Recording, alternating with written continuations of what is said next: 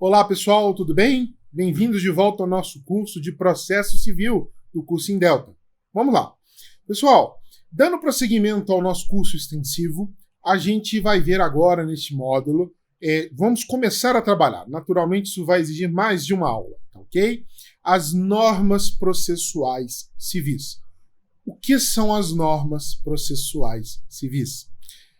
Pesquisando os editais, dos nossos concursos, sempre está presente lá um item, normas processuais civis. Geralmente é o segundo item desse edital. O primeiro item é novo Código de Processo Civil. Quer dizer que nós estamos trabalhando de assunto que logo se encontra no início do nosso Código Processual. Ou seja, são normas fundamentais, são normas basilares que nos trazem aí vários conceitos embutidos para toda a regra da sistemática processual civil. Daí o nome das normas processuais civis. Então a gente vai enfrentar aqui alguns institutos, e esses institutos eles são variados.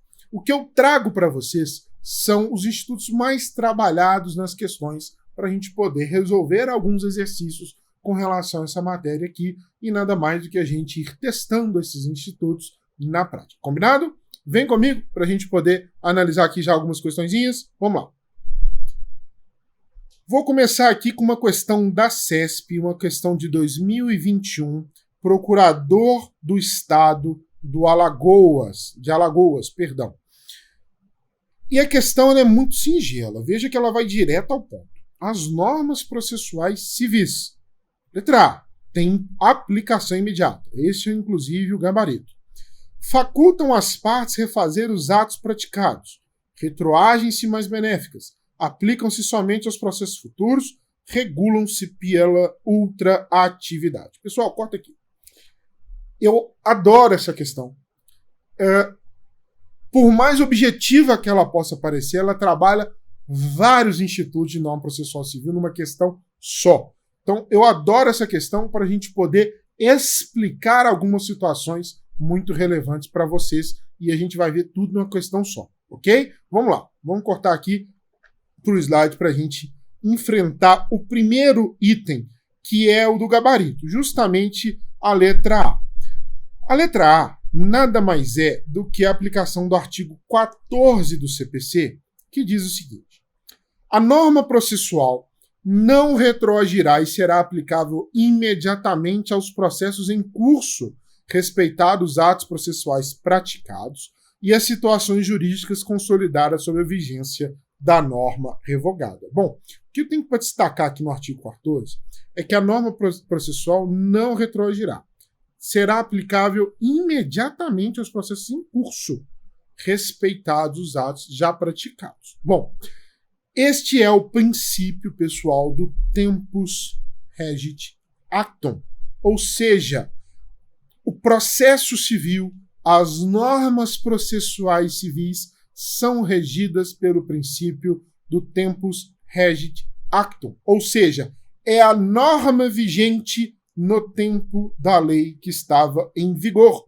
Quer dizer o seguinte: se entrar aqui hoje um CPC em hipótese, tá? Isso aqui é apenas um mero exemplo, que não há nenhuma hipótese sendo cogitada nesse sentido. Um CPC 2022, por exemplo, a partir da data da entrada de sua vigência, daquele dia ali em seguinte, será aplicada a nova norma desse CPC 2022. Então, ou seja, lá em 2015, quando a gente teve o CPC 2015 entrando em vigor, né, naquela data lá específica que foi prevista no CPC 15, dali em diante, praticou-se um ato processual, vamos aplicar já a nova norma. Eu não tenho que esperar a norma maturar, ou vamos concluir. Não, o processo já está andando. Quer dizer, por exemplo, publicou uma sentença. Essa sentença foi publicada. Entrou em vigor o novo código. O que mudou do código antigo para o novo, por exemplo? Os prazos contam-se em dias úteis. Vou recorrer da sentença. Conta já o dia útil ou eu conto os dias corridos? Porque o processo começou na vigência do CPC de 73. Não, você já aplica a norma nova, ok? O que a gente apenas vai ressalvar como o próprio artigo 14 aqui, né, respeitados os atos praticados em situações jurídicas consolidadas. Por exemplo, o magistrado, na sexta-feira, antes de entrar em vigor o CPC 15, que entrou, por exemplo, na segunda, né, ele já tinha determinado a realização de uma perícia. Essa perícia já se iniciou. Ok, já que ela se iniciou na égide do artigo do CPC 73, então ela vai prosseguir naquele rito. Mas, se a perícia iniciasse na segunda-feira, ela já iniciaria nas normas do novo Código Processual. Então, essa é uma característica do CPC. E por que é importante a gente fazer essa distinção? Em 2002, a gente teve a entrada em vigor do novo Código Civil Brasileiro, o famoso Código Civil 2002, né? Com anteposição ao Código de 16, né, o Código Civil anterior, a gente teve no Código Civil de 2002 uma faixa de transição, um período onde as normas foram sendo migradas paulatinamente, ou seja, o próprio Código Civil já trouxe aqui uma regra de transição. Isso não acontece na norma processual, exatamente em razão do tempus regit actum, que é um princípio inerente ao processo civil. Combinado? Vamos voltar aqui para o slide? O item B.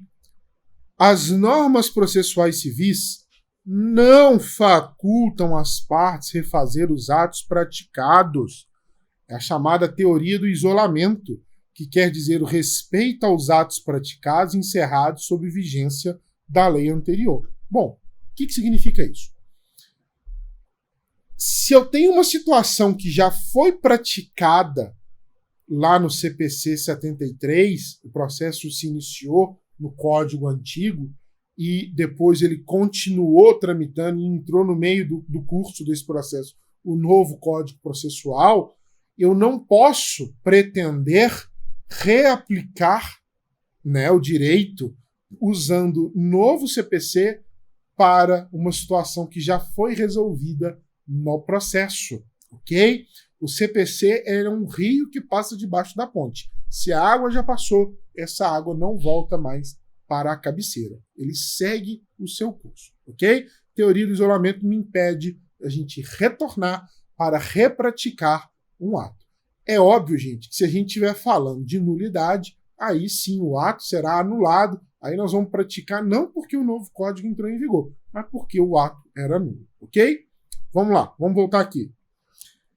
As normas processuais civis não têm efeito retroativo, que a gente acabou de dizer aqui, mesmo que mais benéficas. Isso é muito interessante. O pessoal aí, em caso de vocês, né, que estão estudando, principalmente para o cargo de delegado de polícia, direito penal, a norma mais benéfica retroage, né, para beneficiar. Em processo civil isso não ocorre, tá, pessoal? Então essa é uma distinção muito importante a ser feita para a gente poder separar aí o processo penal do processo civil. Essa ausência de retroatividade para beneficiar, ok? Então, voltando aí ao principal assunto, que é a norma vigente atual, o tempus regit actum. A letra D, ela se explica na medida que as normas processuais civis se aplicam aos processos futuros e em curso, porque, olha lá, a letra D fala, aplicam somente aos processos futuros. Não, aos processos futuros e os atuais já em curso. Ou seja, eu não tenho que acabar esse processo e só processos distribuídos sob a égide do novo código serão aplicadas as normas processuais civis novas. Não, se o processo está em curso, pouco importa. Eu já vou aplicar as novas normas assim que elas entrem em vigor. Combinado?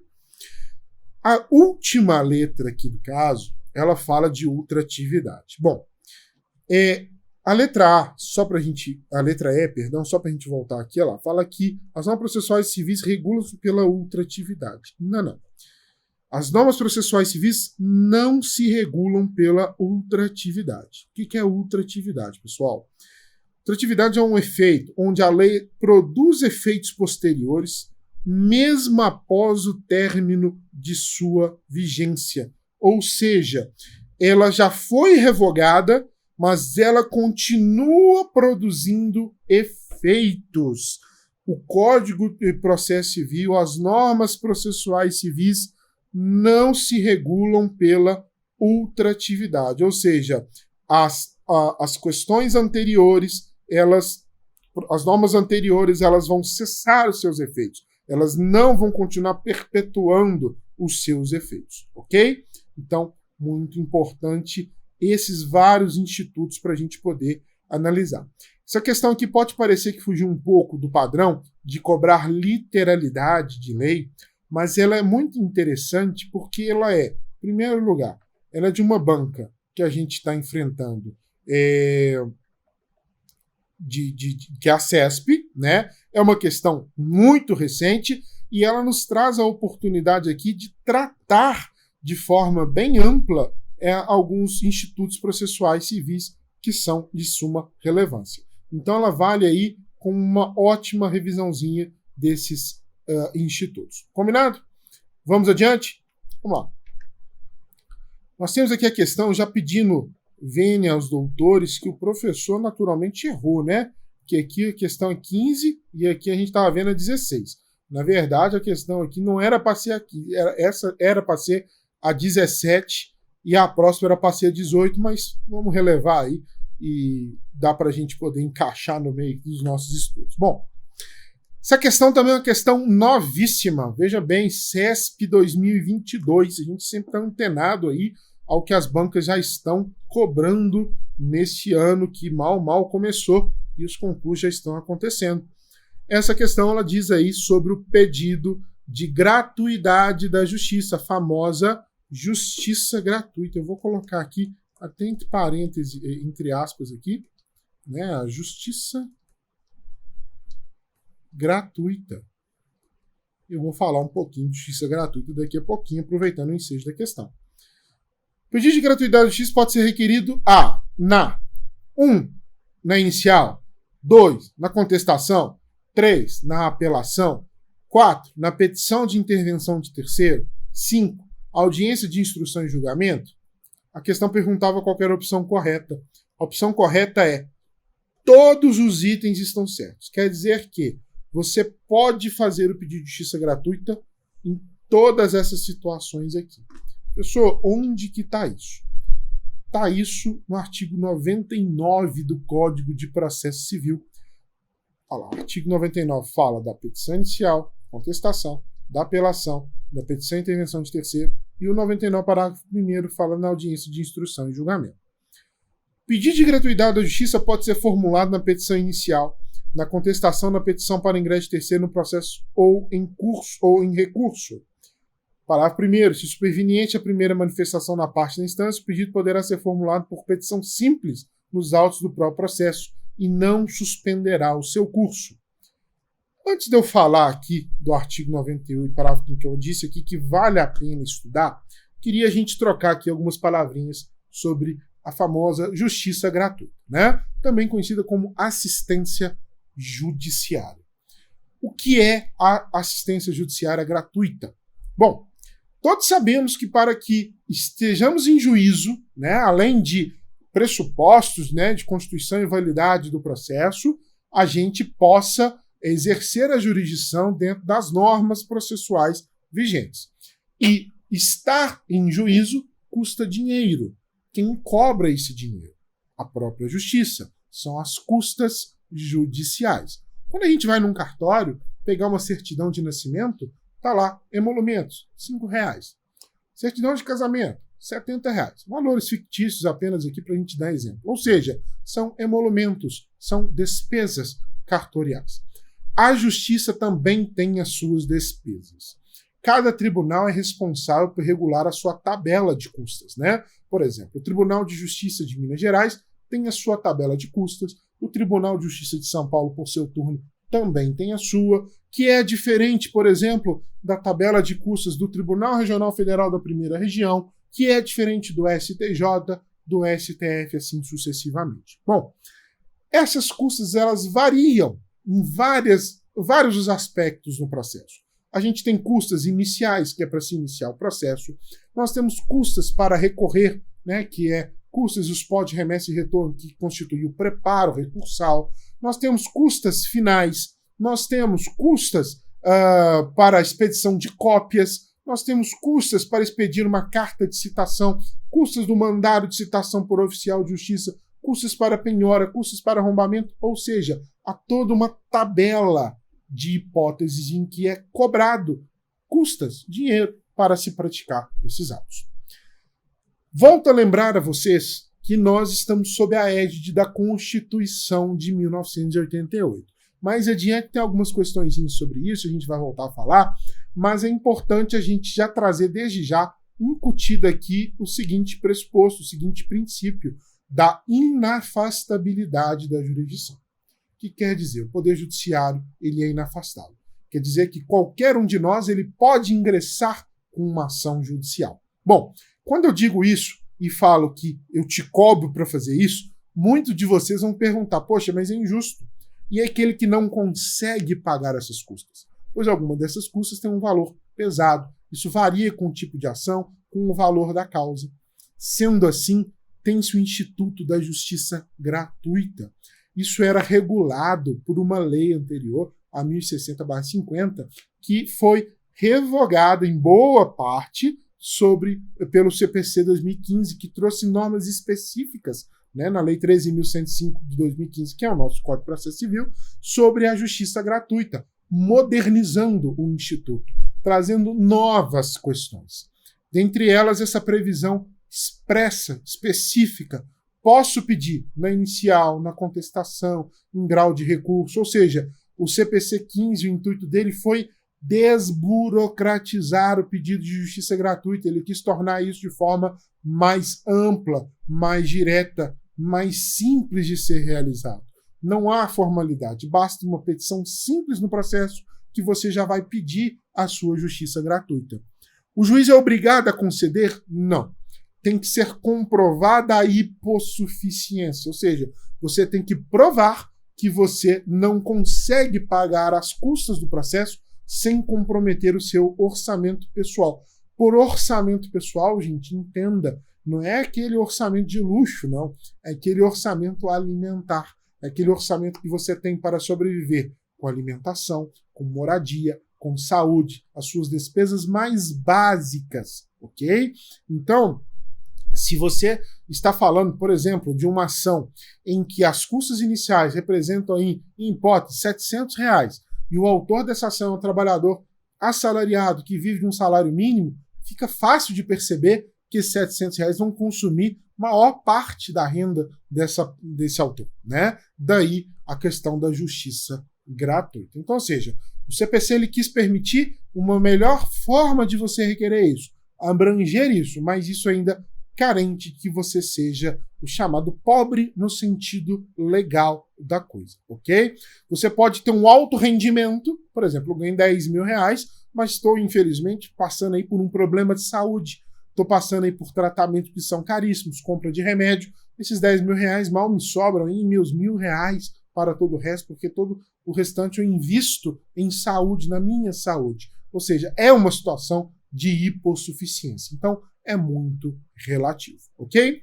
Então, dito isso, eu convido a vocês para que a gente dê uma leitura lá no artigo 98, óbvio 99, principalmente que ele está até aqui, mas também os seguintes artigos que trazem conceitos muito importantes para a gente. Dentre eles, o artigo 98, parágrafo 5º, que eu vou ler aqui agora para vocês. Vamos lá? Eu até marquei aqui, pessoal, olha, vale a pena estudar. Por que vale a pena estudar? Mais uma aposta minha aqui, que isso pode qualquer hora aí, pode estar pingando numa prova, pode estar aparecendo. Isso aqui para mim é um prato cheio para que a banca examinadora cobre de vocês. E por quê? Porque é daqueles artigos que você lê e fala, parece mentira. Se isso aparece numa assertiva de prova, você vai falar assim, por que parece mentira? Olha que interessante. A gratuidade poderá ser concedida em relação a algum ou a todos os atos processuais, ou consistir na redução percentual de despesas processuais que o beneficiário tiver de adiantar no custo de procedimento. Conforme o caso, parágrafo 6 fala também, poderá conceder o direito a parcelamento de despesas processuais que o beneficiário tiver de adiantar no curso do procedimento. Volta para mim. Olha aqui que o artigo 98, parágrafo 5º, parágrafo 6 está dizendo. Que você pode ter a justiça gratuita deferida em parte. O juiz pode deferir com relação a alguns atos do processo. Pode deferir numa redução percentual, o famoso desconto. Pode deferir, inclusive, o parcelamento. Olha que prato cheio para que isso caia numa questão de prova, ainda mais com o perfil de banca que a gente está lidando, que é de literalidade. Né? Isso aqui é literalidade pura. E por que eu aposto tanto nisso aqui, que isso aqui uma hora fatalmente vai cair numa questão? Porque na lei anterior, antes do CPC 15, não era assim. Isso é uma novidade trazida pelo CPC. Era um sistema quase que binário, né? Ou 8 ou 80, ou 0 ou 1. Ou tem justiça gratuita ou não tem justiça gratuita. O artigo 98, parágrafo 5º, parágrafo 6º, é um meio termo. É uma relativização. O juiz pode dar desconto. Então, se cai numa prova, o aluno mais desavisado, que certamente não é o seu caso, que você já vai estar treinado e gabaritado para isso aqui, vai saber que não é risível a opção que fala lá que o juiz poderá reduzir percentualmente. Né? A gente sabe que pode. Então, marque aqui, gente. Vale a pena estudar essa questão específica. Ok? Então, gente, justiça gratuita é um item muito interessante, pode ser explorado a qualquer momento numa dessas provas, numas questões dessas aí. Combinado? Vamos adiante? O professor vai pedir um segundo para beber água. Me empolguei falando tanto da justiça gratuita, lembrei que a água é gratuita e a gente está aqui bebendo a água. Vamos lá, artigo 17, CESP 2021, também questão novinha, lá do Tribunal de Justiça do Rio de Janeiro. E essa questão ela já traz aqui para a gente o Instituto do Segredo de Justiça, outra situação muito interessante, ok? Vamos comigo? Questão pergunta, em relação aos processos que tramitem em segredo de justiça, o auxiliar da justiça, letra A, poderá permitir que o terceiro alheio ao processo tenha vista dos autos mediante autorização expressa de qualquer das partes ou de seus advogados. B, é o gabarito da questão. Não poderá permitir que o terceiro alheio ao processo tenha vista aos autos. C, poderá permitir que o terceiro alheio ao processo tenha vista dos autos mediante autorização expressa do MP ou de defensor público. D, poderá permitir que o terceiro alheio ao processo tenha vista dos autos desde que este comprove ser a causa de interesse público ou social. E letra E, poderá permitir que o terceiro alheio ao processo tenha vista dos autos desde que este comprove ser parente de qualquer das partes até o segundo grau, em linha reta ou colateral. Bom, pessoal, vamos cortar aqui para a legislação. Artigo 11 e artigo 189 traz aqui algumas questões muito importantes para a gente. Bom, primeira coisa, o princípio é de que os julgamentos do Poder Judiciário serão públicos. Serão públicos. O princípio é pela regra, é pela publicidade. Fundamentado das decisões sob pena de nulidade. Parágrafo único, no entanto, traz que nos casos de segredo de justiça pode ser autorizada a presença somente das partes, de seus advogados, de defensores públicos ou do Ministério Público. O artigo 189 completa para a gente lá no caput e no parágrafo 1º, que os atos processuais são públicos. Todavia, tramitam em segredo de justiça os processos. Aí cita quais os processos tramitam em segredo de justiça. Parágrafo único arremata, arremata lá na parte final que o direito de consultar os autos do processo que tramite em segredo de justiça e de pedir certidão de seus atos é restrito às partes e aos seus procuradores. Parágrafo 2º nos traz que o terceiro que demonstrar interesse jurídico pode requerer ao juiz certidão de dispositivo da sentença, bem como do inventário de partilha restante de divórcio ou separação, só o dispositivo. Voltando aqui na questão, a gente vai ver aqui, agora conseguir visualizar um pouco melhor cada um dos itens. Bom, tramite de segredo de justiça, o auxiliar da justiça, ou seja, aquele servidor lá da justiça que trabalha na secretaria e que está para franquear acesso aos autos.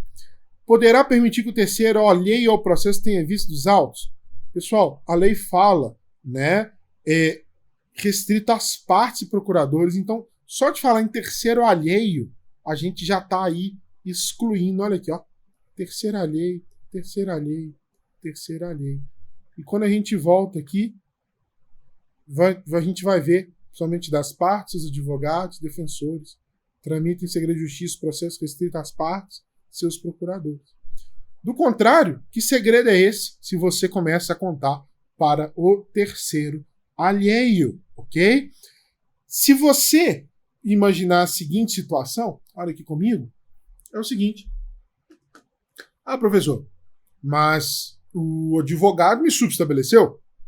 Sim, é possível. A parte me deu uma procuração, me deu uma autorização, mas aí você deixa de ser terceiro alheio. Uma vez que você foi subestabelecido, você ingressou naquele feito. Tendo ingressado naquele feito, você deixou de ser esse terceiro alheio. E olha só que importante também o que fala aqui o parágrafo 2º, só para a gente voltar aqui no artigo 189. O terceiro que demonstrar interesse jurídico. Veja bem que ele não é um terceiro alheio, ele é um terceiro que tem interesse jurídico. E esse jurídico interesse ele tem que ser demonstrado, ele tem que ser efetivamente exposto. Ou seja, a gente tem muitas situações, voltando aqui para mim, em segredo de justiça.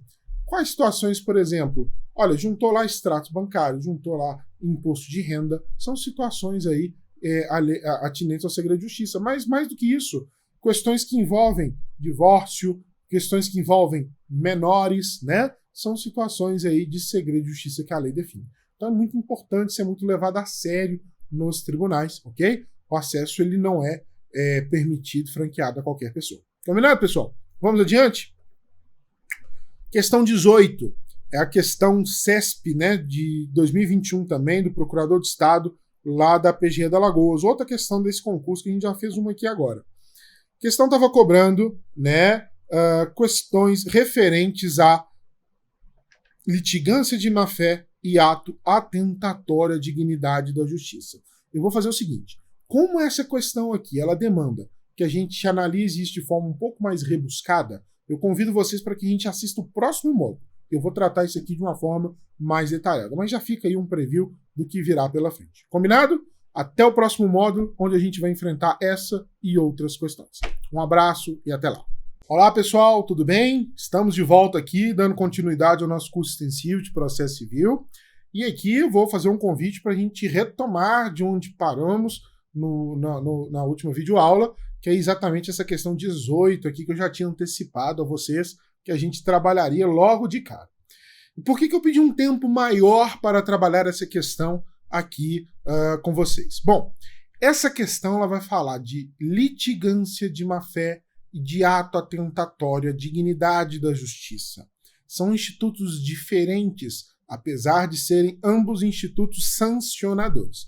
Vamos analisar a primeira questão e aí eu volto aqui explicando relevantes aspectos sobre esses dois institutos e eu posso apostar com vocês que cedo ou tarde estará também presente em uma das questões de concurso, ok? Vem comigo. Trouxe aqui para a gente poder analisar essa questão, uma questão que foi cobrada num concurso do Procurador de Estado de Alagoas, da CESP 2021, questão novinha também. A questão pedia para assinalar a opção que apresenta ato atentatório à dignidade da justiça, que enseja aplicação de multa de acordo com o CPC. Bom, e ele traz aqui algumas hipóteses. A letra A fala: provocar incidente manifestamente infundado, alterar a verdade dos fatos, opor resistência injustificada ao andamento do processo, criar embaraços ao cumprimento da decisão judicial, usar do processo para conseguir objetivo ilegal. O gabarito, como já está sinalizado aqui na cor verde, é o item D. E o porquê que é o item D? É o que nós vamos ver aqui agora. Para a gente poder entender essa diferença, eu gostaria de explicar a vocês a diferença entre litigância de má-fé e ato atentatório à dignidade da justiça. Olha algumas anotações que eu fiz aqui para a gente poder ter um lembrete. Embora possam ser cumuladas, são institutos diferentes. Quer dizer que eu posso ter numa mesma condenação multa por litigância de má-fé e multa por ato atentatório à dignidade da justiça. Posso ter ambas. Então elas podem ser cumuladas. Todavia, são institutos diferentes. Litiga de má-fé, aquele que, mesmo sabendo não ter razão, o faz com o intuito de prejudicar a outra parte. Está previsto principalmente, pessoal, lá no artigo 80. O artigo 80 do CPC é basicamente isso aqui, ó. Provocar incidente manifestamente infundado, alterar a verdade dos fatos, opor resistência justificada ao andamento do processo e usar do processo para conseguir objetivo ilegal. Se vocês abrirem o artigo 80, vocês vão ver presentes todos esses itens A, B, C e letra E que eu acabei de citar aqui. Portanto, o gabarito da questão ele passa pela letra D porque os demais são questões referentes à litigância de má-fé, quando, na verdade, a questão nos pede sobre ato atentatório à dignidade da justiça. Pois bem, prosseguindo. Comete ato atentatório à dignidade da justiça aquele que cria embaraços e ou inova no processo de modo que se coloque em xeque a respeitabilidade do poder judiciário. A gente vai ver muito no artigo 77, incisos 4, inciso 6, artigo 100, parágrafo único, artigo 161, parágrafo único, artigo 334, parágrafo 8º, artigo 903, parágrafo 6º, situações específicas de ambos os institutos. Bom, vamos lá. Deixa eu tentar explicar isso de uma forma bem breve e objetiva para vocês. A litigância de má-fé, ela pressupõe você estando num processo, você agir exatamente como o nome já sugere, má-fé. Vamos lembrar que a boa-fé processual, ela é um dever da parte. Ela não ela é inarredável o caminho da boa-fé no processo. Tanto é que ela se presume. Presume que está todo mundo em processo, tem a boa-fé. A má-fé ela tem que ser provada. Todavia, provada a má-fé, ela é sancionada. Como ela é sancionada? Com a aplicação de multas. A litigância de má-fé é o típico litigante que, sabendo não ter razão nenhuma, ainda insiste em alterar a verdade dos fatos, em literalmente mentir no processo, em inventar situações, utilizar-se do processo para obter uma vantagem ilícita, uma vantagem ilegal, imprópria. Ou seja, o litigante de má-fé, ele parece não ter noção da realidade no que diz respeito, parece que ele quer apenas prejudicar a outra parte. É como se ele não tivesse o chamado fair play. Né? Eu estou usando essa expressão de fair play, pois ela é presente em um monte de situações. No esporte, o fair play esportivo, na economia, o fair play financeiro, né? E no processo também nós temos a nossa espécie de fair play, que é o jogo justo dentro das regras. Ou seja, você pressupor que todos litigam com boa fé. A má-fé ela é exceção e tem que ser provada. Todavia, aquele que litiga de má-fé está sujeito a multas. E veja bem, essa multa ela é revertida em favor de quem? É o grande clique, é o grande segredo para você lembrar de distinguir litigância de má-fé de ato atentatório à dignidade da justiça. É para quem vai a multa. Como eu disse aqui, a litigância de má-fé ela pressupõe que a parte está tentando prejudicar a outra parte no processo. Logo, essa multa lá, ela é revertida em favor da parte prejudicada. Ok? Então, por exemplo, se eu sou autor do processo em litígio de má-fé, o réu vai se beneficiar da multa caso condenado o autor no pagamento da litigância de má-fé. Já o ato atentatório à dignidade da justiça, por mais parecido que ele seja com a litigância de má-fé, ele atenta de forma mais ampla contra a instituição do poder judiciário, né? Como se dá isso? Por exemplo, o magistrado ele dá uma ordem, uma decisão judicial para ser cumprida, e a pessoa ela começa a criar embaraços, ela começa a criar dificuldades para cumprir aquela ordem judicial. Ela inova no estado da coisa, ou seja, inovando para criar dificuldades ao cumprimento. Quando você faz isso, você não está prejudicando apenas a outra parte, mas você está tentando, exatamente como o nome diz, contra a dignidade da justiça. Daí a multa de ato atentatório à dignidade da justiça ser, inclusive, em alguns casos, até maior do que a multa de litigância de má-fé. E neste caso, olha o macetinho das multas, de ver quem é o destinatário. A multa por ato atentatório à dignidade da justiça, o destinatário dela é a Fazenda Pública. Ou seja, será revertida ao Estado, caso a parte seja condenada no recolhimento da multa por ato atentatório à dignidade da justiça. Nada impede que a parte seja condenada em ambas, tanto em litigância de má-fé quanto em ato atentatório à dignidade da justiça. Pois às vezes o ímpeto da parte é tanto de fraudar o processo, de criar dificuldades, de prejudicar o terceiro, ou seja, ele está disposto a fazer tudo que é de ruim, tudo que é baixo, tudo que é contra a norma processual, que ele acaba violando ambos os institutos. E daí a condenação, tanto em um quanto em outro, ok? Então, muita atenção. Litigância de má-fé e ato atentatório à dignidade da justiça, parecidos, mas são diferentes. Lembrem que ato atentatório à dignidade da justiça, o próprio nome já nos remete. Se atentou contra a justiça, a multa vai para o Estado, né? O Estado juiz, o Estado. Se a litigância de má-fé foi a hipótese que aconteceu, o prejudicado é a outra parte. Logo, a multa é destinada a esta parte prejudicada. Um grande macete para lembrar é o destinatário da multa. Combinado, pessoal? Então, 2 institutos importantes aqui nas normas processuais civis que acabamos de ver.